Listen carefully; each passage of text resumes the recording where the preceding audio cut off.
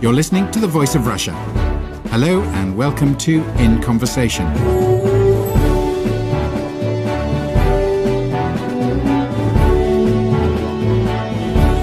I'm Tim Ecott, and today my guest is the prominent economist Vicky Pryce.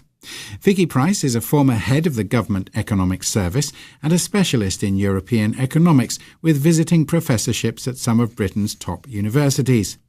But she was propelled into the spotlight after a high-profile criminal trial in which she and her ex-husband, the former Energy Secretary Chris Huhne, were charged with perverting the course of justice. Pryce's offence was to take points on her own driving licence when her husband was in danger of losing his own licence for speeding. That offence took place back in 2003, but the trial only took place a decade later after Huhne had left Pryce for another woman. Both Pryce and Huhne went to jail. Now Vicky Pryce is out and has published a book about the economics of keeping people in prison. It's called Prisonomics, Behind Bars in Britain's Failing Prisons. I asked her to begin by describing what it felt like when the cell door banged shut. I had a very exhausting few weeks, shall I say months, and they do indeed say that you hear the lock on the door because of your cell. And the people go to lie in bed finally and then turn their heads to the wall and spend the night crying their eyes out. Well, I have to admit it didn't happen to me at all. I was so tired that I just got into bed and slept rather well, I have to admit. And I carried on sleeping rather well throughout that time there, perhaps getting it all out of my system. So it was almost a relief to be taken out of that frenetic period of being on trial and all the media attention. It was almost like switching off. Perhaps it was. But I think it was more that I was so exhausted. I did then start writing things down, of course, very quickly. I was doing a little bit of that while I was still going through the case in court. But it's quite interesting when you start doing that. In a way, it takes you out of the unbearability of the situation. You can be a little bit more of an observer and you don't let yourself sink, if you see what I mean. You are able to see what other people are doing, what they're saying, and their stories ended up being so extraordinary that it encouraged me to write the book from a slightly different angle. I was rather impressed by what the system does, in fact, because the prison system has to deal with all sorts of people turning up, with all sorts of problems, with all sorts of vulnerabilities, and they have to deal with it. So it exceeded my expectations. But the girls I met were, on the whole, terribly vulnerable and had terrible lives before. And in a way, they were victims before they were offenders. So you should really look at them with that light rather than necessarily think that they should be spending a lot of time in prison. Your book obviously delves quite deeply into the statistics behind how many women are in prison, the kinds of things they're in prison for. But of course, another aspect that people imagine goes through one's head, knowing that you're about to be incarcerated, is what are the other inmates going to be like? How will they treat you? Your case, of course, was very high profile. You found that actually staff and prisoners were aware of who you were, didn't you? Oh, completely. They all knew exactly who I was. In fact, on day 2, when I started going down the corridors, there is such a thing as movement, which is basically a way of getting out of your cell and then going and joining various activities, whether it's the gym or education and so on, which is actually encouraged. Of course, it was very early on for me, so I wasn't signed into any of that, but I managed to get into it anyway and go to various places like health and so on. People would shout from the cells, Vicky Pryce is coming, and would come out of it. And in fact, they'd hug me. Lots of things had been written saying I was going to have a really tough time. But in fact, it was the opposite. They had looked at the trial. I don't know what they thought exactly, but they certainly felt a huge amount of sympathy. And that continued throughout my time in prison, in the closed prison, which is Holloway, where, you get lockups and so on, and in the open prison later on, where, of course, the atmosphere is completely different. But the girls were amazingly helpful, and there was an awful lot of solidarity around. Do you think that, if you like, celebrity status or awareness of you being in somewhere public figure, do you think that softened their attitude, though? Do you think had you just been another person who hadn't had such media attention, that you would have had a tougher time?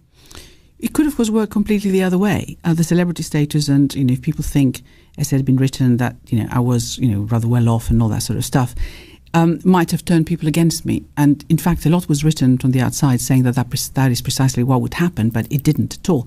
But I did notice that they were very solicitous of anyone who'd come in. There is a big change which has taken place in Holloway in particular, where there is a very nice reception process, not a particularly nice area, but a process where there are girls who are inmates who get the job of looking after you the moment you arrive and give you food and give you induction. That was introduced by one previous governor in Holloway, and I think that's a great, great success because it shows immediately that people care about how you're going to be able to survive it. The last thing that the prison wants is a problem person in their hands. And that is a really important aspect of the whole process. And once you get through that, you realise that, in fact, that happens with everyone. That process existed for me and exists for anyone else who enters Holloway. Obviously, you got first-hand stories from the other inmates. A lot of these women were suffering not just from being locked up, but from all the things that go with it in terms of their relationships with family. There's something particularly hard, I think you're saying, about being in prison for women because of their role in the family. Is that fair? It's absolutely awful for so many of them, having been separated from their children, and they get terribly, terribly depressed because the loss of freedom and loss of control is really the greatest punishment that you can give somebody who is, if you like, sort of running a family. And what we find is that the vast majority of children whose mother goes to prison end up moving homes. A number of them go to care.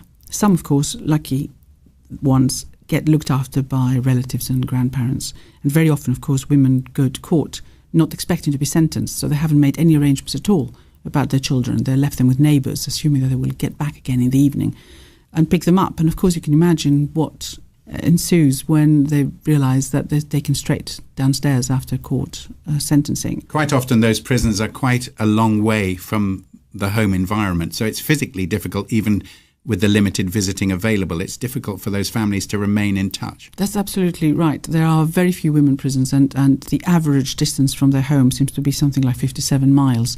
Very often it's a lot further than that. And that is a problem. It's not just the visiting, of course. It is the fact that a number of the children are taken into care. And that has huge repercussions for the women themselves. But in addition, it's very, very costly for society. So it's not just that there's the cost of keeping someone in prison, which is huge. It's about £56,000 a year for a woman, plus, of course, all the other costs, of the legal costs of getting them there to begin with. But then you have a large number of children who the state has to pay for when they're taken into care or to foster homes. And those children tend to then, as they grow up, become the ones we call NEETs here in the UK, which is basically not in education, employment or training. And very often, by comparison to anyone else who has not been in care, they offend themselves. And there's a cycle here. If the mother is the one who is criminalised, the knock-on effect for the next generation is to give them a very high chance of becoming criminals themselves. I think there are some statistics that suggest they're 4 times as likely to commit a crime than other children. And of course, that is a serious problem. The other issue is how educated or uneducated the women are who enter prison. The majority don't have any qualifications at all of women who enter prison. And very often they haven't been employed at all. So we are talking about a sort of part of society which has already been led down, if you like, by the system. And what they do need is better education, very often, of course, to overcome problems of mental illness or drug abuse, and overcome also some of the longer psychological problems they have. Because, again, some 53% of women who enter prison have been sexually, physically or emotionally abused as children, and very often that continued afterwards in the relationships just before they committed the crime. There are other statistics in there. You've said that some 97% of women in jail have experienced at least one traumatic life event. 40% have experienced or will experience a mental health problem in their lives. Over 50% have experienced drug use, and almost 40% of women in prison have attempted suicide at some time in their lives. Did you pick up those things from individuals who you met? Oh, you saw quite a lot of women who were wandering around in a daze, I have to admit, in Holloway. And when I later heard some of the stories of the people in my open prison, some women who had been in prison for quite some time and were nearing the end of their imprisonment, and therefore were being rehabilitated back into society from the open prison system, I heard an awful lot of stories of how they got there. Admittedly, there are some cases where they say if it hadn't been for prison, they would be dead by now. but there is serious concern about going back to the environment from which they came, particularly if they have children and therefore need to look after them, and they could easily fall back into the habits that they had before. So very often what's really needed is more residential support for mental health problems, better support for drug addiction and so on, and a lot of psychiatric help. Prisons, unfortunately, have been turned, for women anyway, into enormous amateur psychiatric units. Women who leave within a year reoffend very substantially, some 45%, in fact, get reconvicted. The reoffending rate is considerably higher because, of course, they just don't get caught. I suppose people who've been fortunate enough not to go to prison or to be involved with people who end up in prison tend to assume that one of the purposes of putting people in jail is to punish them and to dissuade them from their crimes. From what you're saying, that doesn't seem to be working terribly well. But the reoffending rate is very high for men and for women. And in fact, if anything, the statistics suggest that prison encourages more offending than would otherwise be the case. So there are alternatives which seem to be better at reducing the offending rate and the reoffending rate, and which are much, much cheaper, such as community services. And they're tried in many countries, and they're tried here as well. But the population believes that, in general, mainly because of what they've been told by ministers until now, that those punishments are not really harsh enough to make up for what people had done, and therefore prison perhaps is the best thing for them. But once it's explained what those community orders require, and once it's also explained what the women had done and to what extent they perhaps had been leaned on to do whatever they did, opinion differs very significantly, changes into a much more welcoming one for alternatives to prison. And if one were to consider that seriously, the state, in many countries, of course, government is in trouble in terms of overspending, as we're trying to cut back, should find it quite useful to have alternatives which are much cheaper and which reduce the reoffending rate, in some cases very, very substantially. Presumably, though, you do acknowledge, or do you, that there are some people for whom it is better for society that they are removed from society? Absolutely. There are quite a lot of violent people who should be in prison, but there aren't very many violent women as such. They are more, in fact, a danger to themselves than to society. And you did quote some figures about women trying to commit suicide in their lives. In prison itself, although women in England and Wales represent about 5% of the total population, they account for about a third of all the incidences we have of self-harm. You mentioned that a lot of the women in prison are, I suppose it will seem obvious to people, a lot of them are quite poorly educated, in some cases can't even read. You, of course, come from a very different background, highly educated, high-flying career as an economist, a government advisor, former government advisor. Did you feel that protected you from the harshness of prison in a way? Mentally, were you in a better place? Clearly, you were able to process things in some way, but some people might think that would work against you. It worked in my favour because I knew how the system worked pretty quickly. And if you know what isn't acceptable, you can have a bearable life in it. Quite a lot of girls didn't quite have that ability to see what they needed to do, and therefore got into trouble all the time while in prison, which makes absolutely no sense.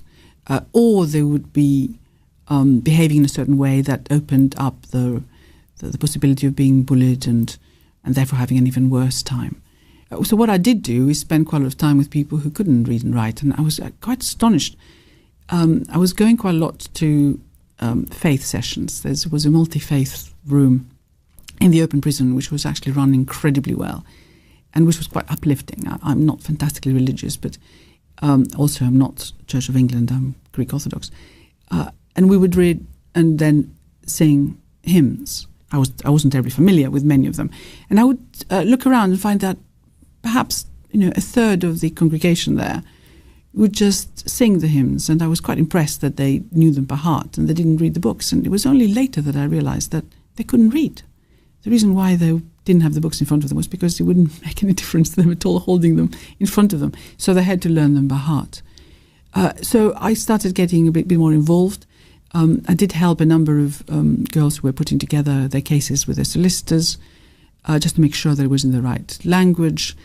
and there weren't sort of obvious mistakes, but there would be times when I'd be asked to sign various things or look up various things for them, which were on the board, which involved them, because they just couldn't understand it themselves. And there is a very big figure there in terms of women entering prison with serious educational problems.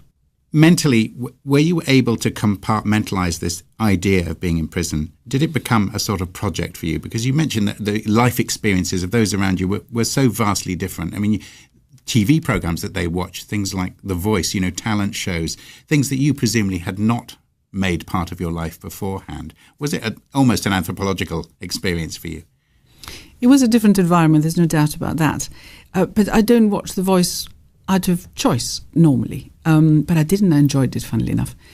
It's just that I don't watch very much television. So I didn't feel that it was an issue of us and them, and I suddenly had to mix with people I didn't really know. That wasn't the case at all, because in fact I mixed with all sorts of different people, and I came to the UK with nothing myself and built my life on, without having any connections, worked in hotels and all that sort of stuff that one does to survive. You mentioned in the book about, for instance, tattoos. You weren't really aware of what a tattoo was. You saw that the girls had tattoos, but you weren't even sure that it was a permanent marking. I mean, was that really? Did you really not know what a tattoo was? Of course I knew what a tattoo was. But what I didn't know, which did surprise me, was that you just can't get rid of them. Because I had seen occasionally some of my children have a sort of temporary tattoo, which goes away, which was fun at the time. But I hadn't realised that everybody had a tattoo. It was quite an extraordinary day when it was quite hot and everyone came out in their sort of other swimsuits or whatever it is that they had, sort of vests, and realised that absolutely everybody except me had a tattoo. Were you tempted? Were you tempted to get one? They did try and encourage me to. I just managed to avoid it.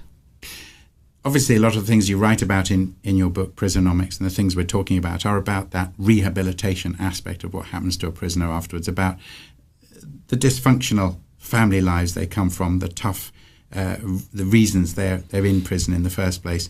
What's your impression now of the aspect of being in prison being a punishment for the crime? Is it? The greatest punishment is losing your liberty. But even people who have committed, quite serious crimes need rehabilitation. And the truth is that most people come out. So the most important thing is to ensure that as they come out, they become productive members of society and they don't reoffend. So in my view, while you're in prison, you do need to spend a lot of time with the prisoners. I have the type of service that allows for the right education, the right psychological support, to ensure that they do, when they come out, are in fact offer something back to society rather than just being a complete drain. So in my view, education, for example, and also quite a lot of sort of physical activities that help well-being quite significantly, are musts in prison. They're not privileges. Locking people up with nothing to do gives you nothing in return. And the interesting thing about prison is that it does not really act as deterrent for crime. But that implies that prisoners are not sufficiently afraid, in some people's view, of going back to prison. What do you say to those people who say, well, it's clearly not tough enough. They wouldn't be reoffending if we made it unpleasant enough. It's not the prison that is the issue. What stops people from offending is certainty that they're going to get caught, irrespective of what may happen afterwards. Most people who offend do not think they're going to get caught. In general, crimes are done either instinctively or with the complete optimism that they're not going to get caught. And that proves to be the case. If you actually look at the number of offences, they're hugely greater by a considerable multiple over the recorded crimes. And, of course, hugely greater than the crimes that are in fact dealt with and an offence is recorded finally as having led to maybe a custodial sentence or something else. So that people are offending all the time and they don't get caught. You refer to that. You refer in your book to the fact that you had to see a probation officer and you were warned that, in fact, reoffending was something that generally happened at a higher rate in the second year of freedom than the first year. You jokingly say you probably won't recommit the offence for which you were imprisoned. But, Vicky, did you feel yourself that you were being punished? Oh, taking away your liberties is serious punishment, yes. No doubt about it. But did you, on a personal level, did you feel, gosh, if I hadn't done this, I wouldn't be going through this experience? In a personal level, I felt that whatever they decided, I had to accept and get through it and survive, which is what I did. So didn't really think back on anything very much at all. I was, throughout that period, looking ahead. And I've continued. Did you feel a sense of that you shouldn't be going to prison at any stage? Did you think this isn't fair for what I did? I shouldn't be locked up? I completely accepted it. Of course, loads of people felt that way and wrote to me about this. And my main preoccupation was tell them all just not to worry, calm down, and I would be fine. And my main worry about my children was that they would worry about me. So I had to spend quite a lot of time making sure that they knew I was okay. And the moment they realized I was okay and it was all going to be fine. But that, again, that sounds like an intellectual decision. You must have been angry at some stage. Did you think, gosh, what the hell am I doing here? Well, actually, I didn't feel angry. I accepted it entirely. So I got myself completely mentally prepared for it. Even when you were in prison, there were never days when you felt angry? No, you have your bad days, of course. But the other inmates, and we called residents, in fact, in East Sutton Park, in the open prison, would sense when someone was down and they would do their best to get them out of it. They were really quite amazing because obviously so much was written about this whole case and so much was being written to while I was in prison. So they would get up early in the morning, and I didn't realise that until later. They would rip out pages from the tabloids in particular with articles which they thought might upset me. One day I read something in the Telegraph that sort of semi-upset me, and I mentioned it at dinner. And they said, "Oh, God, we forgot to look at the Telegraph. We looked at all the other papers." But we used to get the tabloids, The Guardian and the Telegraph, every day. The atmosphere was such that people just helped whoever was down. What kind of thing would have been upsetting? Was it the idea of people pontificating about your case, your family life, all these things that were brought out, very highly publicised stuff about relationships within your family? Was it the nature of other people thinking they knew what went on in your head or in your family life? Was that what was upsetting, or was it just the fact that it had all happened? No, there was a bit of that. People were writing all sorts of things which I didn't always recognise, but in reality and in relation to everything else that had happened, it didn't really matter, and I have no real issues with anyone who wrote anything. I don't begrudge any of the journalists, which of course allows you to get on with your life. It's a healthy attitude if you can do it. What about the longer term consequences, though, not of the specifics in your private life of what happened, but in terms of the stigma of being a convicted criminal? Well, it's very interesting you say that, because, of course, that's the problem that most girls that we're trying to help with working chance face. And I've got some figures in the book which show how prejudiced a number of employers are. They sort of throw out immediately any application form that comes with anyone saying they have a conviction. But, of course, in a number of cases, you don't have to declare anything. People would be surprised to know, which I have got in the book, that probably our supermarkets are the largest employers of ex-offenders because they don't ask, generally, any questions. And, the people who serve you are probably ex-offenders. They are normal human beings. They've done whatever they did. As I said before, many haven't been caught at all. Many more offences are being carried out all the time. And they have to come back. And the last thing you want is to have them as a drain on the economy. And it's pretty good to get employed. So that's quite difficult. You address this. It's one of the things I found most interesting in the book. You address this very notion. A lot of people are frightened of the word criminal. But in fact, there are so many people with a criminal conviction. And I think someone you talk to in the book says, you're never more than 10 yards from someone with a criminal record, albeit sometimes from a relatively minor offence such as your own. And there are, of course, a larger number of people out there who are technically criminals but who've never been caught or convicted. That's absolutely true. But on the evidence of at least recorded crimes, you still have a very, very large number who are currently working. So about a quarter of the working population have a criminal conviction, which is just extraordinary. The interesting thing is that it goes down after a certain age. The peak year seems to be 24 or 25. So an aging population reduces crime. But that's the general trend, which means that people carry this through their lives. They may have done sort of silly things when they were young, And a lot of crimes recorded when you're much younger, which happen when you're much younger, are not recorded at all. So you can imagine actually the number being hugely greater than any of the statistics at present show you. What about for you? You have a professional career. Are there any specific consequences to people knowing that you have now a criminal record? Well, there have been some knocks since I came out as well. But nevertheless, I mean, the interesting thing is that people have been very open and very kind in terms of asking me to do various things. And I think the fact that I'm an economist before anything else helps. But are there things that you are not allowed to do because you've been in jail? You can't be a director of a company, can you? No, I don't think they're in restrictions. I think you can do practically everything. I had quite a short sentence by comparison to others, and there's a threshold. And I think I'm under that, which is just fine. Do you think there'll be some in the criminal justice system, people who work in this area already, who'll turn around and say, Vicky Pryce, what does she know? She had a very short sentence in a cushy environment. She's being opportunistic, even getting involved in this. She doesn't know what she's talking about. Well, of course, they'd be entitled to say what they like. And it is true I haven't been there long enough, and I've privileged in a way that I hadn't been there. I'm spending all my time in a closed prison for too long. But you can actually sense Holloway immediately.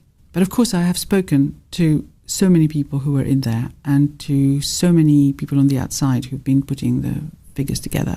And what I have is the ability as an economist to express things in a slightly different way and tell the stories of people who wouldn't be able to tell the story otherwise. If you stay in prison for a long period of time, of course, some of the women I met end up with serious health and mental problems. And that isn't widely understood.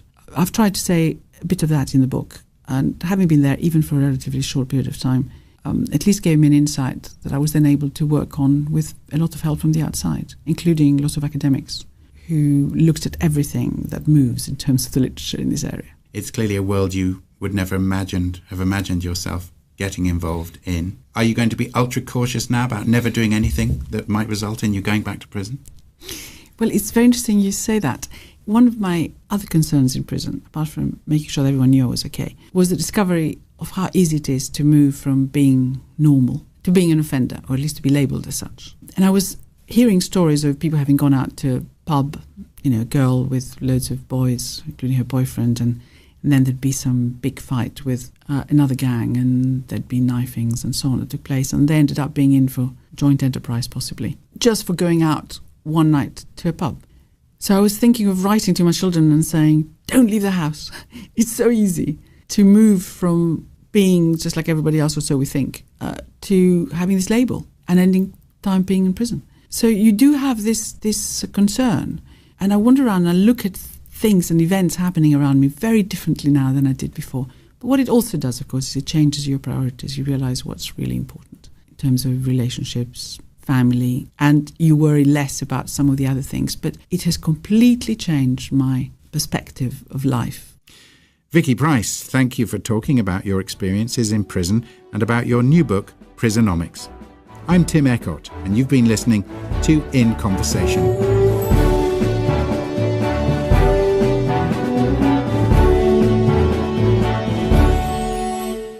Husband, the former Energy Secretary Chris Huhne, were charged with perverting the course of justice. Pryce's offence was to take points on her own driving licence when her husband was in danger of losing his own licence for speeding. That offence took place back in 2003, but the trial only took place a decade later after Huhne had left Pryce for another woman. Both Pryce and Huhne went to jail. Now Vicky Pryce is out and has published a book about the economics of keeping people in prison. It's called Prisonomics, Behind Bars in Britain's Failing Prisons.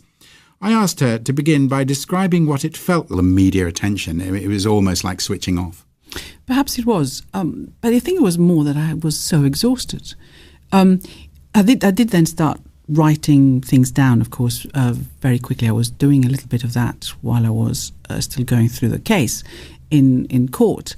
But it's quite interesting when you start doing that. In a way, it takes you out of the unbearability of the situation. You can be a little bit more of an observer, and you don't let yourself think, if you see what I mean. You are able to see what other people are doing, what they're saying, and their story. You're listening to The Voice of Russia. Hello and welcome to In Conversation.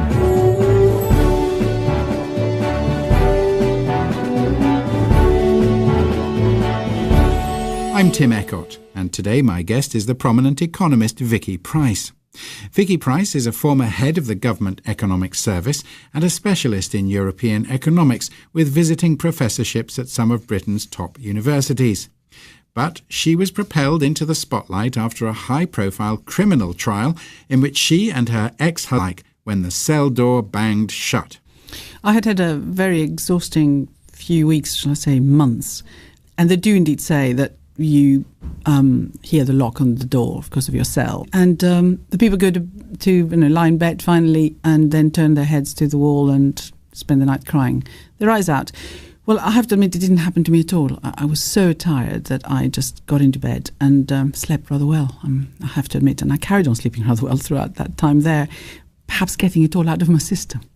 So it was almost a relief to be taken out of that frenetic period of being on trial and all. It ended up being so extraordinary that it encouraged me to write the book from a slightly different angle. I was rather impressed by what the system does, in fact, because the prison system has to deal with all sorts of people turning up, with all sorts of problems, with all sorts of vulnerabilities, and they have to deal with it. So it exceeded my expectations. But the girls I met were, on the whole, terribly vulnerable and had terrible lives before. And in a way, they were victims before they were offenders. So you should really look at them with that light rather than necessarily think that they should be spending a lot of